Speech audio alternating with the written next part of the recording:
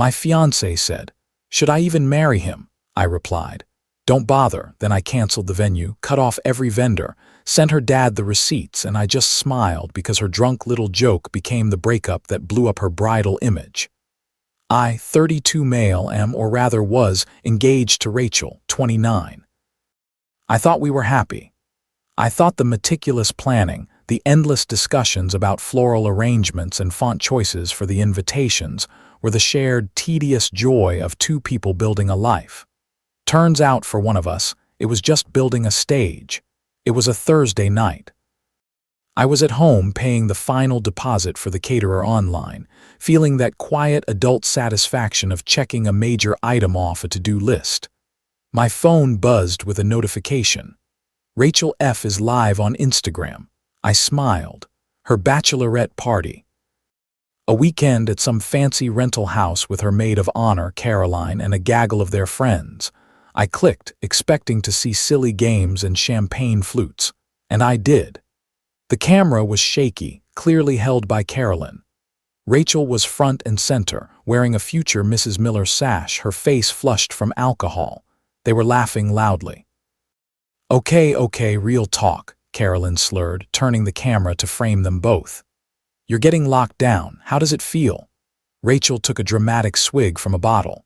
Alexander's great, you know, he's so stable. She said the word like it was a terminal diagnosis. Her friends giggled. He pays the bills on time. His car is always clean. He remembers to take the trash out. But is he fun? Someone shouted from off-screen. Rachel's eyes, usually so bright and focused on me, looked glassy and distant. She leaned into the camera, a conspiratorial smirk on her face. He's a great provider. My parents love him. But is it enough? Honestly, guys, she paused for a fact, bashed, looking around at her cheering friends. Should I even marry him? The room erupted in a mix of woos and don't do it. Caroline was laughing so hard the camera shook violently. The chat on the side of the screen was flying by. Hearts, laughing emojis, comments like, "Run, girl," and "OMG, Rachel." My world didn't shatter. There was no explosion of rage. It was more like the flick of a switch. A cold, silent, and profound click in my brain. The background noise of my life, the hum of the refrigerator, the distant city traffic seemed to fade into a perfect crystalline silence. She wasn't asking a question. She was voicing a doubt she'd clearly been nursing for a while, and she was doing it in front of an audience of hundreds. My fingers moved before my brain had fully caught up. I was logged into my personal account, the one with my face as the profile picture. I typed one sentence into the live chat. Don't bother. I didn't wait to see the reaction. I closed the app. My heart was beating a steady rhythmic drum, not fast, just strong. Practicality took over. The venue. I opened my text, scrolled to our coordinator, Deborah. Me. Hi, Deborah. This is Alexander Miller. Please consider this message my formal notification that I'm canceling our wedding scheduled for October 12th. I understand the deposit is non-refundable. Please confirm receipt of this message. Thank you. I hit send the spreadsheet. We had a massive shared Google Sheet budgets, guest lists, vendor contacts. I clicked File, make a copy, saved it to my private drive. Then I went back to the original, clicked Share, found Rachel's name and selected Remove Access. Click the caterer. I had literally just paid them. I sent a follow-up email. Subject cancellation event number 24601. Hello. Further to my payment a few moments ago. The event has now been canceled. As per our contract, I understand this evening's payment and the initial deposit are non-refundable. No further action is needed. Regards, Alexander Miller. My phone rang. Carolyn. Her face contorted in a fake smile on the caller ID was the same one I just seen on the live stream. I watched it ring until it went to voicemail. A text bubble immediately popped up. Caroline Alexander, call me now. Another one. Seconds later. What did you do? And the one that made it all real. The venue just emailed Rachel a cancellation confirmation. WTF is going on? I put my phone on silent face down on the counter. I went to the kitchen and poured myself a tall glass of ice water. The house was quiet. She had asked a question and I had simply given her an answer. The rest, it wasn't revenge, it was just paperwork. Update 1. The next 24 hours were a strange sort of silent storm.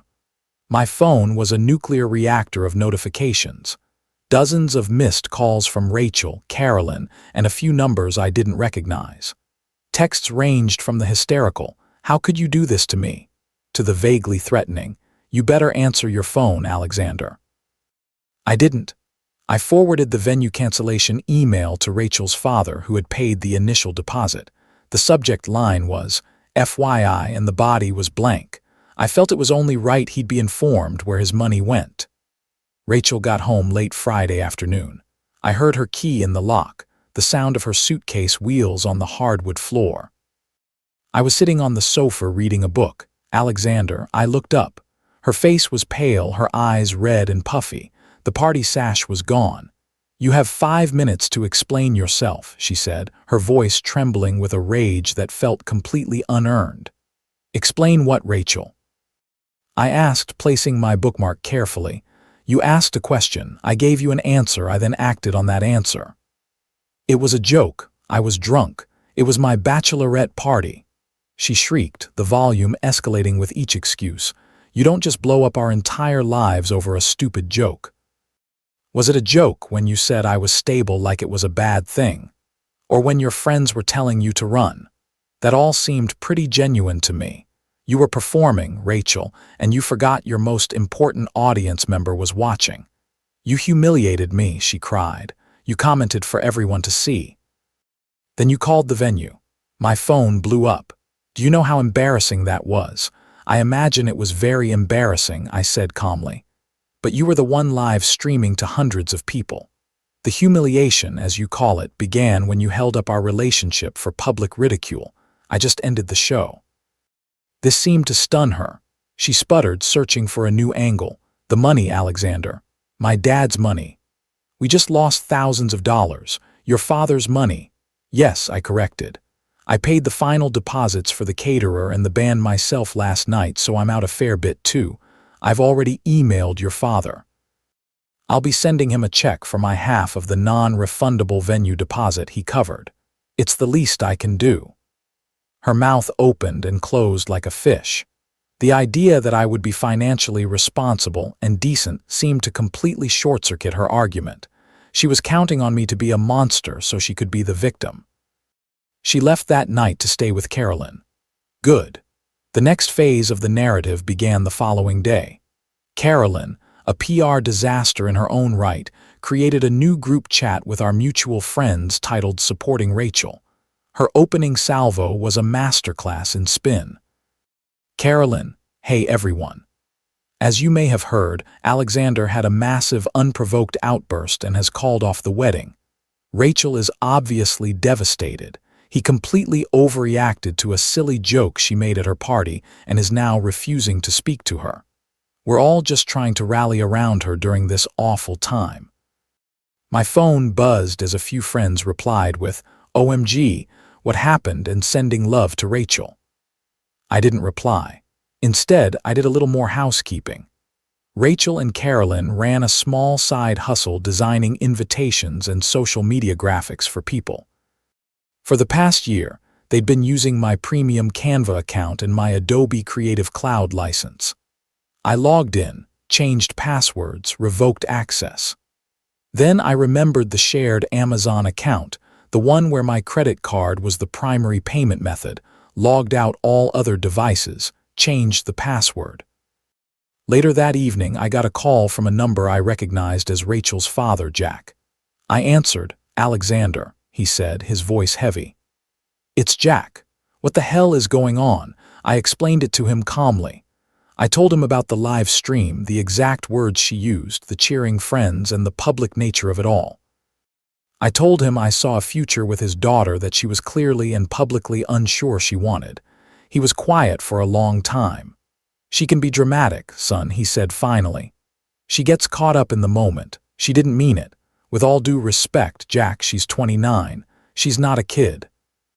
Dramatic doesn't cover publicly questioning your decision to marry someone a month before the wedding." She meant it in that moment. And that moment was enough for me. He sighed. It was a sigh of profound parental exhaustion. What happens now? We untangle our lives. I said that's all. After I hung up, I walked through the quiet apartment. Our apartment. On the fridge was a photo of us from a trip last year, smiling, looking happy. A deep, sharp pang of grief hit me. Not for her, not for the person who mocked me on a live stream, but for the man in that photo, for the future he thought he had. The feeling passed. It was replaced by a grim resolve. This was a controlled demolition. Messy, sad, but necessary to clear the site for whatever came next. My phone buzzed. A text from Caroline. Rachel needs to come get her things, and you owe her for the wedding money she spent. Her dad is going to call your parents. I laughed. The entitlement was almost impressive. You owe her. I screenshotted the text. Something told me it would be useful to have a record of their mindset. This was just the beginning. Update 2. 2 weeks have passed since what my friends now refer to as the live stream incident. The initial shock wave has subsided, replaced by the tedious, grinding work of prying 2 lives apart. Rachel is still holed up at Caroline's place. Their supporting Rachel group chat has apparently become a salt mine of complaints about me, but a couple of friends sent me screenshots. The narrative is that I'm being cold and punitive. Hilarious considering I'm just living my life while Rachel is the one who blew up the wedding. The first major issue was the apartment. The lease is in both our names. Rent was due on the 1st. I paid my half. Her half sat there unpaid. So I sent an email. I find that written communication is best in these situations. It leaves a record. 2. Rachel F. Jack F. Subject. Overdue rent for Apt 4B 123 Main Street due 101s. Rachel, this is a reminder that your half of the rent amounting to $1,100 is now 5 days overdue. As per our signed lease agreement, we are both legally responsible for the full amount. Failure to pay will negatively impact both of our credit scores and may result in eviction proceedings. Please remit payment immediately. If you wish to be removed from the lease, you will need to sign a release form with the landlord and pay your share of the rent up to that date. Regards, Alexander. I see, said her father, because it was his money she was used to spending. Let him be aware of the liabilities she was racking up. The phone call came within 10 minutes. It was Rachel and she was furious. I can't believe you CC'd my dad, she yelled. Hi, Rachel, I said, putting the call on speaker so I could continue making coffee. Are you calling to let me know you've paid the rent? I'm not paying rent for a place I'm not living in. You kicked me out. I didn't kick you out, Rachel. You left after you torched our engagement.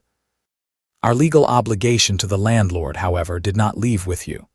I'm protecting my credit score. You should be concerned about yours. This is so cruel. You're trying to ruin me. No, I'm trying to pay my bills. Something you once described as stable and boring. Turns out it's pretty important. Let me know when you've sent the e-transfer. I hung up. The next day, her brother Dennis showed up at my door. He's 2 years younger than her and shares her sense of theatrical grievance. Dude, he started. No. Hello, you need to back off. You're going to ruin her credit over a few $100 after everything she's going through. Everything I put her through? You mean? I asked, leaning against the door frame. Let me be clear, Dennis. Your sister publicly disrespected me and our relationship. I ended it. Now there are administrative tasks to complete. This is one of them. She pays what she owes. She signs the papers to get off the lease. And this part of the problem is solved. Just be a gentleman, man. Just let her off. Being a gentleman doesn't mean setting myself on fire to keep others warm, I said. A phrase I'd been repeating to myself a lot lately. It means handling my responsibilities, which I've done. She needs to handle hers. He left, muttering about how I'd changed. I hadn't. I was just no longer willing to absorb the cost of her irresponsibility. Then came the issue of her belongings and one of mine. Amidst the chaos, I realized something was missing from my nightstand, my late grandmother's watch. It wasn't flashy, but it was a beautiful vintage timepiece and one of the few things I had of hers. Rachel loved wearing it. She always called it our watch, but she knew it was mine. a family heirloom. She'd arranged via text a curt one-line message to have Caroline come and pick up her things while I was at work. I sent another email to Rachel FCCJ Jack F, subject collection of personal items and return of family heirloom. Rachel, I'm fine with Caroline picking up your belongings tomorrow between 1000 a.m. and 400 p.m. Please ensure she also returns my grandmother's watch, which was left on my nightstand. For clarity, I've attached a screenshot of our texts from July where you asked to borrow it. It needs to be returned tomorrow. Thank you. Alexander. The CC to her father was a calculated move. He knew my grandmother. He knew how much that watch meant to me. I was making it clear that this wasn't just stuff. This was a line being crossed. The next day, I came home from work to an apartment that felt eerily empty. Her closets were cleared out, her makeup gone from the bathroom. It was a relief. I checked my nightstand. No watch. My heart sank, but the anger that followed was cold and sharp. This wasn't an oversight. This was a petty, deliberate theft. The rent remained unpaid. The watch was gone. But something new had appeared in my inbox. An email from Jack. Subject, let's sort this out. Looks like Dad was finally ready to step in. Final update. It's been about 4 months. The divorce is finalized. Just kidding. We never got married, so it was just a clean, brutal break. The emotional shrapnel has mostly settled, and my life is blessedly quiet. The email from Rachel's father, Jack, led to a sit-down meeting. The three of us at a neutral ground coffee shop. It felt like a hostage negotiation. Rachel was sullen, staring into her latte like it held the secrets to the universe. Jack just looked tired of his 29-year-old daughter's self-inflicted drama. He started by sliding a small velvet pouch across the table. It landed next to my hand. Here, he said, his voice flat. This is yours. This was never up for debate, Rachel, and it was beneath you to take it. Rachel flinched but didn't look up. I opened the pouch, my grandmother's watch. I felt a wave of relief so profound it almost buckled me. I slipped it into my pocket without a word. Point 1 to me. Now the rent, Jack continued, looking at a piece of paper. I have sent you the $1,100 for last month's rent, Alexander. I've also spoken to your landlord and paid the fee to have Rachel's name removed from the lease. This is the last time, Rachel. The absolute last time I bail you out of a mess you made. She mumbled something that sounded like it was his fault, too.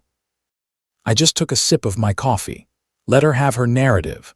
The facts were written on the check from her dad. Then came the final item on the agenda, the wedding costs. This was the part I knew she was waiting for, the part where she thought she could claim some kind of financial victimhood. We need to sort out the rest of the wedding expenses, Jack said. It's pretty simple, I replied, pulling out my own list. You and Rachel paid for her dress and the invitations. I paid the non-refundable deposits for the band, the caterer, the photographer, and the full non-refundable cost of our honeymoon to Italy. I also bought the engagement ring. Rachel finally spoke up, her voice laced with venom. So, you're going to pay me back for the dress, right? I can't return it. I almost laughed. Absolutely not. You can sell it or burn it. I don't care. As for my losses, I'll be selling the engagement ring to recoup some of the cost of the honeymoon I'll no longer be taking. Her head snapped up, her eyes flashing. You're going to sell the ring after everything it was supposed to mean. I leaned forward, keeping my voice low and even. It was supposed to mean we were building a life together, Rachel. A life you publicly questioned for sport. When you asked that live stream if you should even bother marrying me, you rendered the ring's meaning null and void. It's not a symbol anymore. It's just a rock, a very pretty, very sellable rock. The finality in my voice seemed to hit her harder than anything else. There was nothing left to argue. The dream was dead and I was liquidating the assets, and that was it. We left. I never spoke to her again. Here's the final fallout as I've pieced it together from the odd text from a mutual friend and the general social grapevine.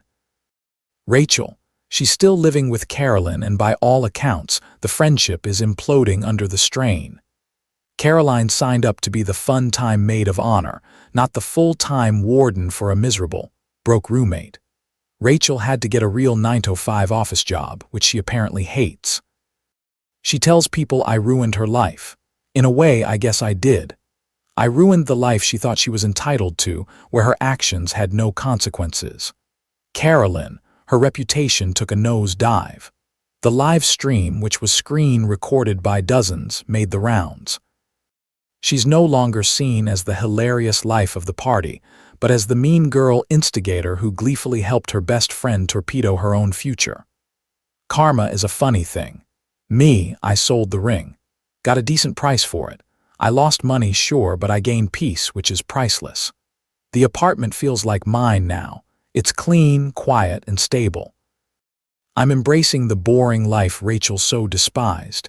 It's been incredibly peaceful. I blocked her, Carolyn, and her brother on everything.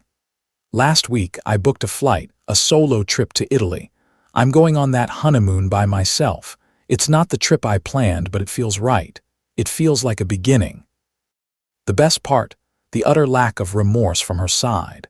She'll go to her grave believing she was the victim of my overreaction. That certainty is my validation. She wanted a show and she got one. It just had a surprise ending where the leading lady gets written out in the first act and the leading man, he's doing just fine.